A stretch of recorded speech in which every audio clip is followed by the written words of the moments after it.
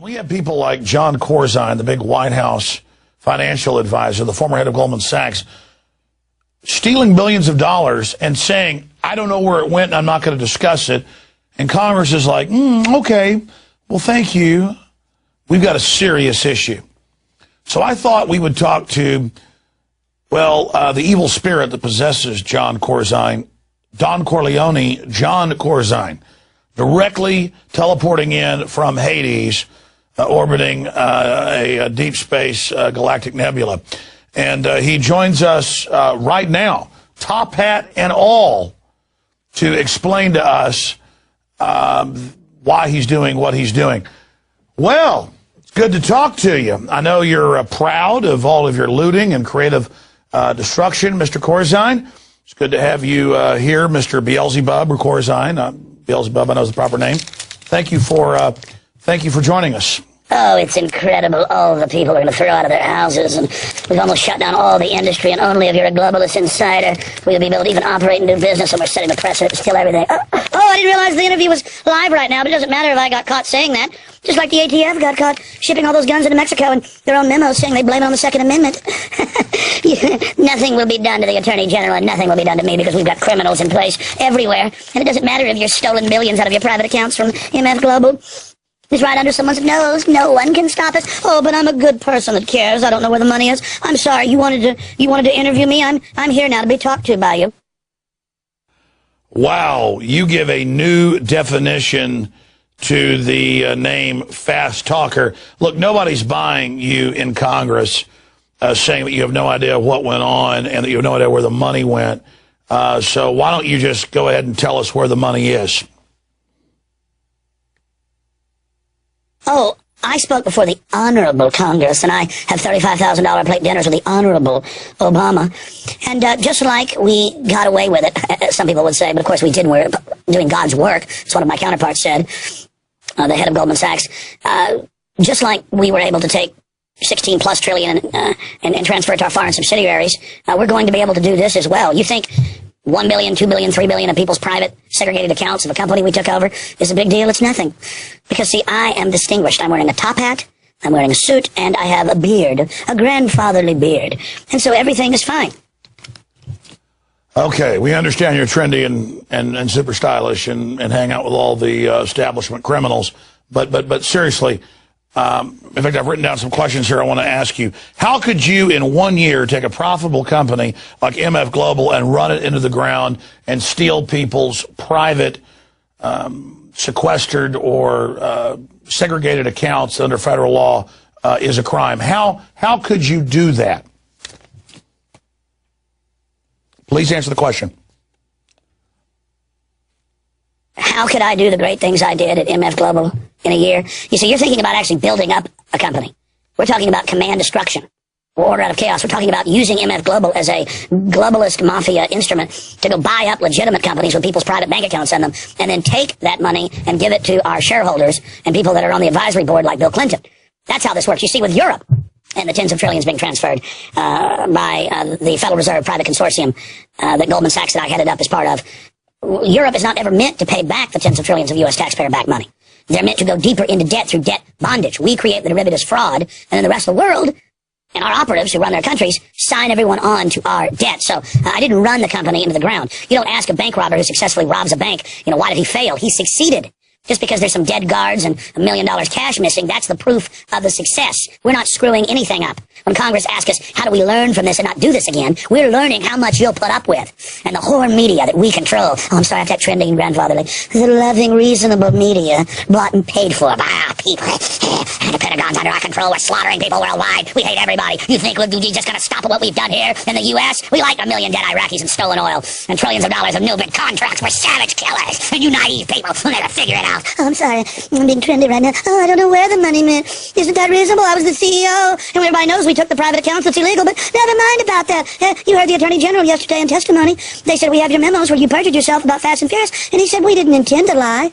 We've got to get your guns before we really literally steal everything you've got. I'm sorry, little reporter. What else was it you had to say? You and your info warriors may be somewhat awake, but the rest of the public's brain damage from toxic fluoride and Ritalin and Prozac and guzzling alcohol and watching brainwashing television. And there's nothing they won't put up with. They love being slaves. Because I'm just a nice little grandfather person. Was there something else you wanted to sit on Santa's knee and ask for, Mr. Jones? Okay, well, people notice that all over the third world, Latin America, Asia, Africa, Middle East, Western Europe, Eastern Europe, all over the world, every country you take down either has Goldman Sachs people in place, the ministers, the presidents, all of them, the heads of the treasury systems, the finance ministers, are all Goldman Sachs. And we notice that then the solution you offer is only gives your own system more power when you sold the fraudulent derivatives. I mean, this is incredibly obvious that you guys are economic terrorists. I mean, who do you work for? What's going on here? What's the end game? Is there any end to how you are gang raping the world population? And I mean, I know your whore media worships you, but I mean, is there any end to their groveling to your criminal activity as they destroy their own future? How does Goldman Sachs help the world economy, you're asking? How do we get control of every nation and then implode them? That's called an economic takeover. And for decades, we get our people into the prime ministerships, the presidencies, into the Department of Treasuries or Exchequer in Greece, Iceland, you name it, Australia, Germany, France, Italy. They're all Goldman Sachs alumni. You can have upwards of 70 people at a Bilderberg meeting of 130 that are Goldman Sachs. And we're kind of the Darth Vader to Emperor Palpatine that's J.P. Morgan Chase. And we go out and we do the thieving and the stealing and the imploding and we call it free market when we create trillions of fake derivatives and sell them to people and then have government bail it out with taxpayer money. That's called conservative. But of course, it doesn't matter if it's Bill Clinton who helped get rid of the laws that allowed us to do this, or George W. Bush, or Obama. We buy them all. And while the public's debating liberal conservative, we are taking over everything. And that's the proof in survival of the fittest. Social Darwinism. We have the power. We were able to do this, so it's our right to do it. Kind of like Hitler said, might makes right. If I can dominate you and take you over, and you don't stop me, well, then you deserve what's happened to you. Do you understand that, little worms? American people, people of the world, you're not going to do anything to stop us, because I am a nice old man. I'm trendy.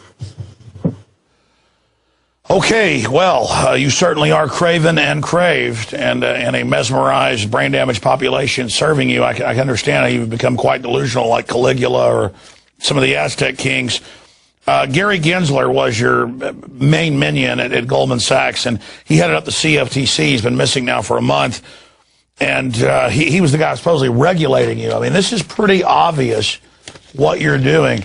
What's going on with you and Gary Gensler? What's going on with you? I mean, do you guys run everything? I mean, could you barbecue children on the White House lawn? Could you abuse elephants at Central Park? I mean, is there nothing you couldn't do? Is there anything you won't do to us?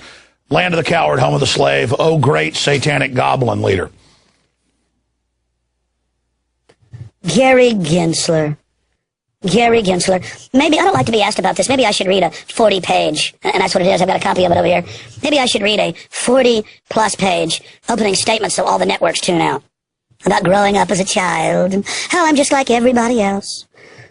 I'm just like everybody else, so you'll let down your guard. Gary Gensler was my right-hand man at Goldman Sachs, selling counties, cities, and private individuals and pensioners fraudulent paper that we knew was totally worthless, like in our Timberwolf emails where we called our customers dumb effers and, said we're selling them SH-you-know-what-IT. This is a family show. I know I better not say the full thing. Gary, the head of the CFTC, has disappeared the last few weeks. No one knows where he is, but the media's bought and paid for. No one will even point that out. Madoff was one of our people. He's a great guy. People got a little too much onto him. We've got to throw somebody to the wolves occasionally. And Gensler, my right-hand man from Goldman Sachs, runs the CFTC and allowed me to do all this. It's really been quite fabulous in the final equation. Well, this is our interview with the demon that possesses John Corzine. His voice is sped up because something about the machinery Chekhov was explaining to me causes a time distortion, so it's sped up. I'm not quite sure I understand that, but it has something to do with Einstein and what's happening there. But I wanted to show you, see this, some funny money. We bought this at a store today for, I think, like $3. And some of these are $1 bills, some are 5, some are 10s, some are 20, some are hundreds, some are thousands. But, you know, $3, we basically got a couple $100,000 here. And it says the play money of America, but it actually has as real, the same intrinsic value as this that says Federal Reserve Note. And you can see where it says Federal Reserve Note here up in the top left-hand corner, if we can zoom in on that. You know, until the Federal Reserve took over in 1913, it said United States note, and it was backed by silver and gold, and later they phased that out. Kennedy tried to reissue Lincoln greenbacks that had been issued. Of course, they assassinated him when he'd issued $5 billion. He was going to issue $40+ billion. But what is the difference between this funny money here that isn't legal tender and the fraud you issue? Because you weren't content to be able to control the issuance of this and buy up the world with it. You created tens of trillions, well, actually 1,000+ trillion total of fake derivatives. And of course, I know in Zimbabwe, they now have the world's biggest note from hyperinflation, $100 trillion. And I'll show the viewers a document cam shot of that. So what's the difference between this stuff I bought at the local costume shop when I was getting the beard you're wearing, and this Reserve Bank of Zimbabwe, 100 trillion, and this $100 bill that basically has about the same value as a $5 bill in the 1960s, or this deception dollar put out, you know, showing the fiat currency and exposing the New World Order. What is the difference between all of these? Can you give me some rational answer in closing to how you guys have taken over government with all this fraudulent paper, and just because you wear suits and top hats, it's supposedly all okay? Our master plan is to destroy civilization and to have a post-industrial, neo-feudalistic serf system that Maurice Strong, the UN, Ted Turner, Prince Philip, Prince Charles, and others have openly called for.